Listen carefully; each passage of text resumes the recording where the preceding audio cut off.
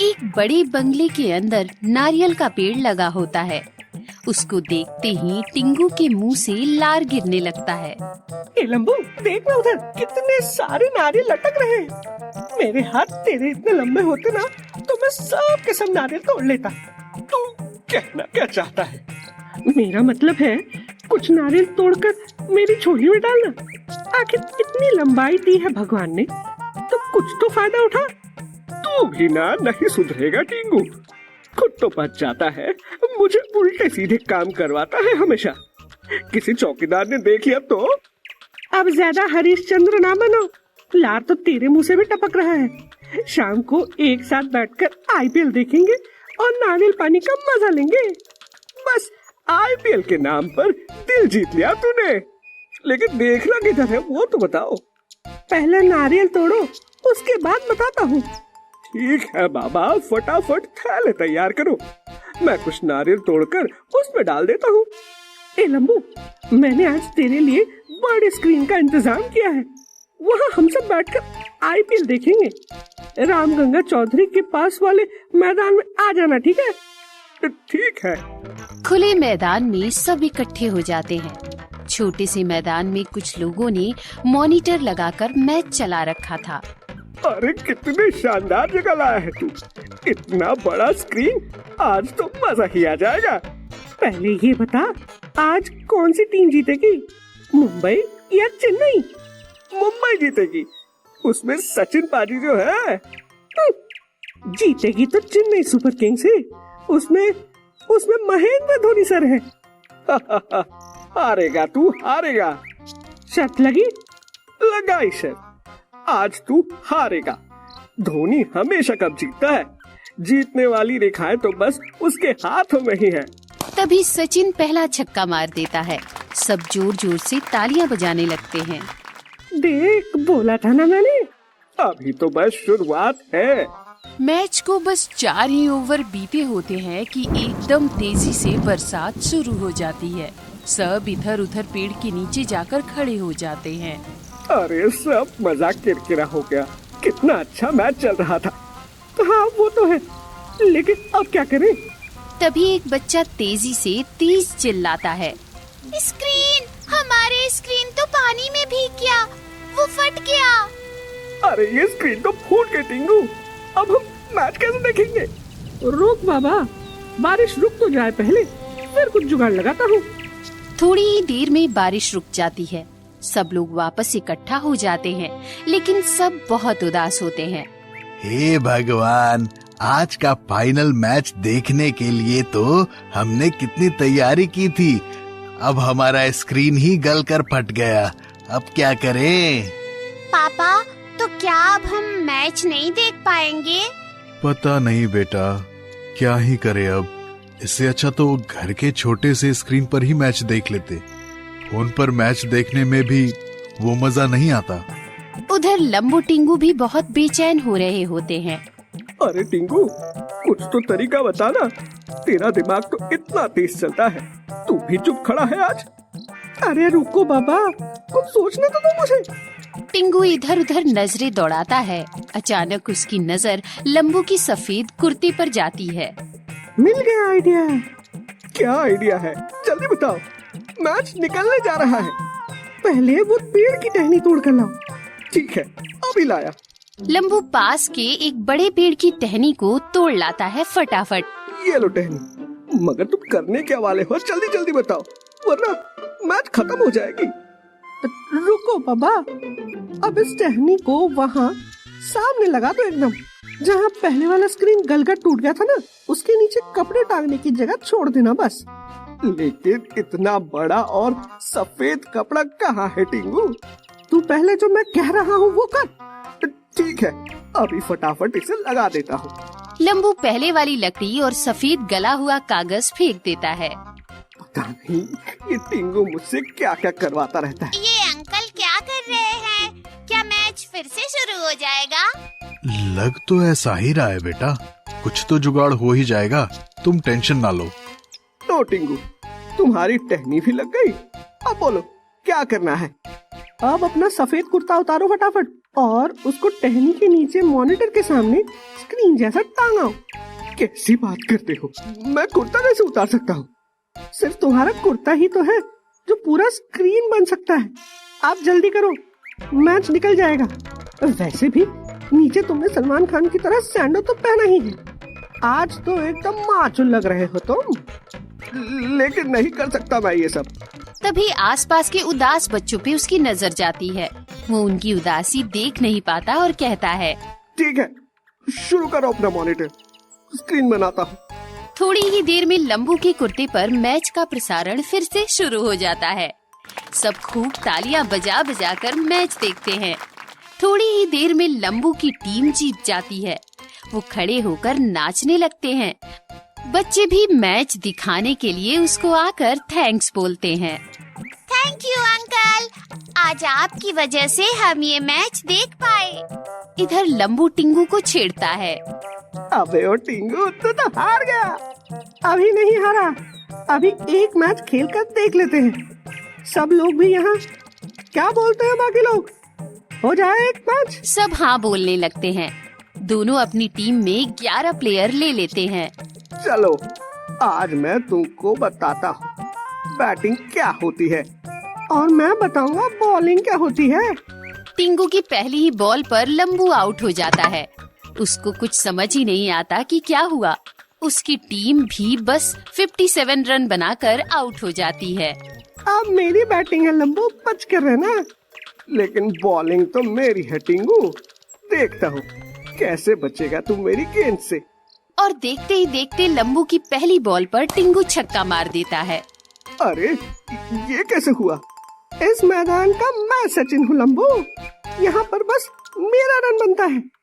अगर तू सचिन है तो मैं भी अनिल कुंबले हूँ। रुको, अभी बताता हूँ तुमको। और अगली ही बॉल पर उसने गूगली मार दी, जिस पर सीधा टिंगू का विकेट उड़ गया।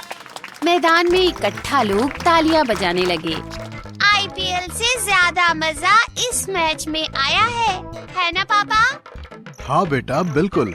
थोड़ी ही देर में टिंगू की पूरी टीम 59 रन बना देती है और जीत जाती है। सब लोग तेजी से तालियां बजाने लगते हैं और मैच समाप्त हो जाता है। एक बात तो है टिंकू, आज मैं तेरे दिमाग को मान गया। कैसे तूने तुरंत वो मॉनिटर वाली प्रॉब्लम सॉल्व की। तेरा दिमाग सच में बहुत तेज है। तू भी गुगली बड़ी अच्छी फेंकता है, ये आज मैं मान गया। आज तो मजा ही आ गया। तू नहीं होता तो ना हम मैच देख पाते, ना क्रिकेट खेल पाते, और ना मुझे पता चलता कि तू इतना अच्छा प्लेयर है।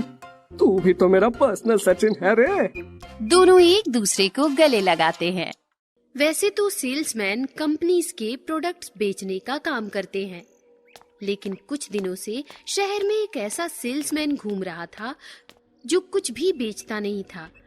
बस बेचने के बहाने घरों में घुसता था और फिर जो कुछ भी करता था वो काफी भयानक और आतंकी था। दोपहर का समय था। घर में बस पिंकी और मम्मी थी।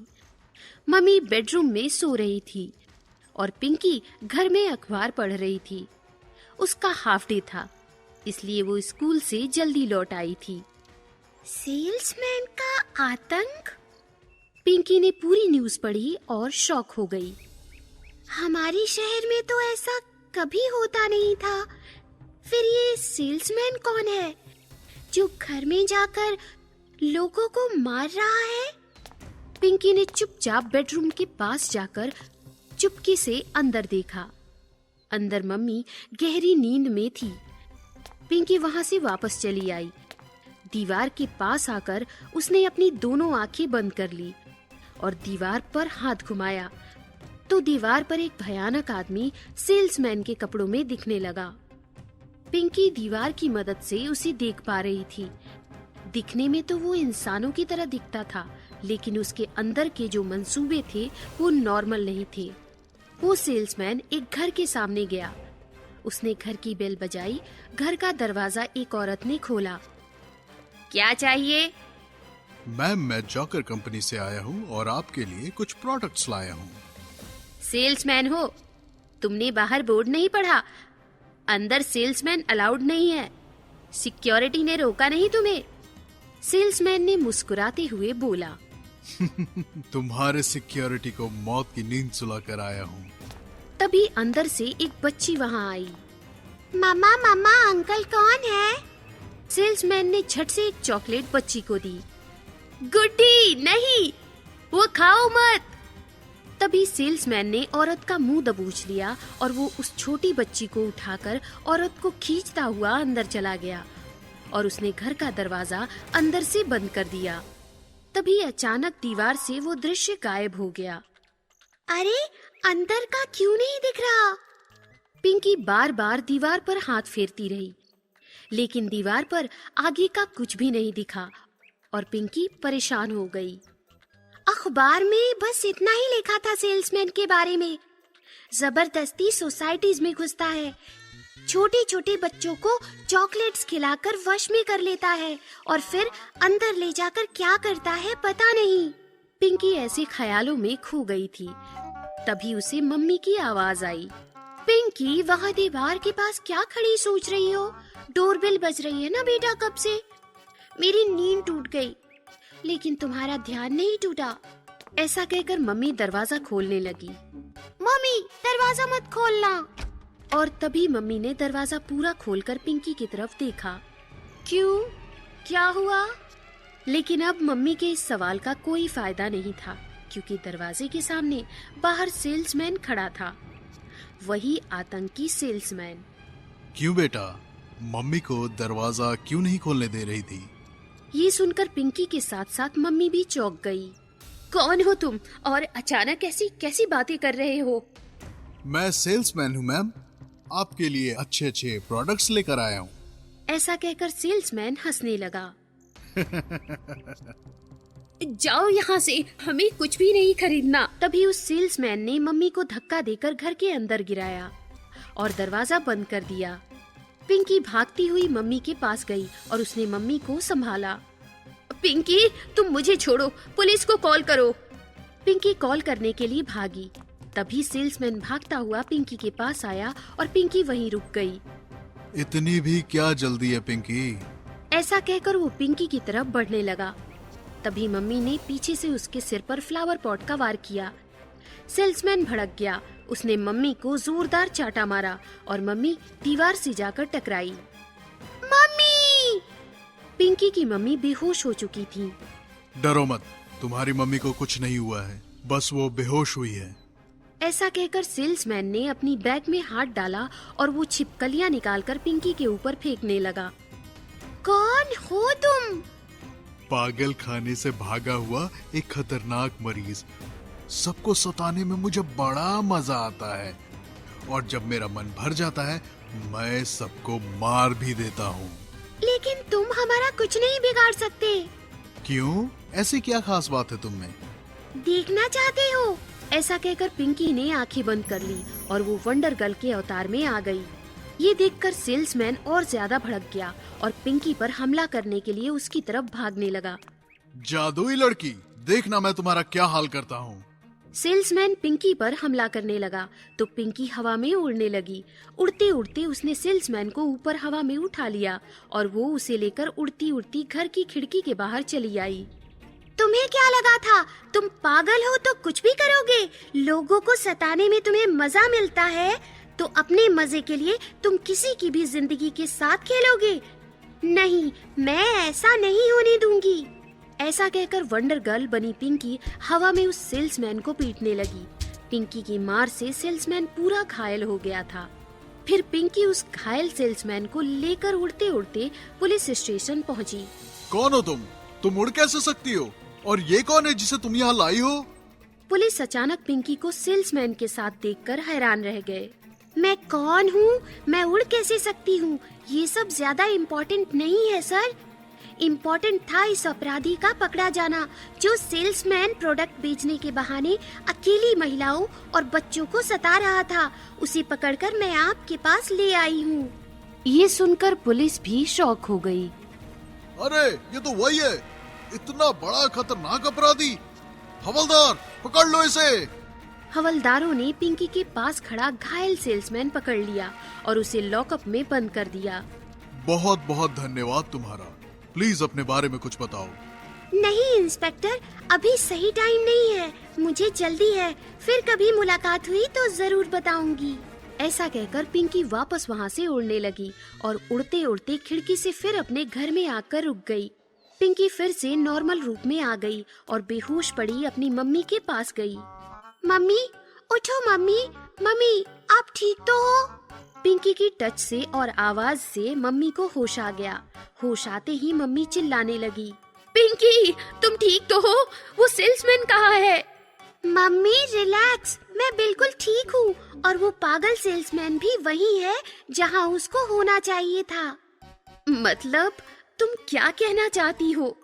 कुछ नहीं मम्मी, पुलिस आई और उस पागल को ले गई। अब तक तो उन्होंने उसे लॉकअप में बंद भी कर दिया होगा। ये सुनकर मम्मी की आंख से आंसू आ गए। थैंक गॉड, मैं बहुत डर गई थी बेटा।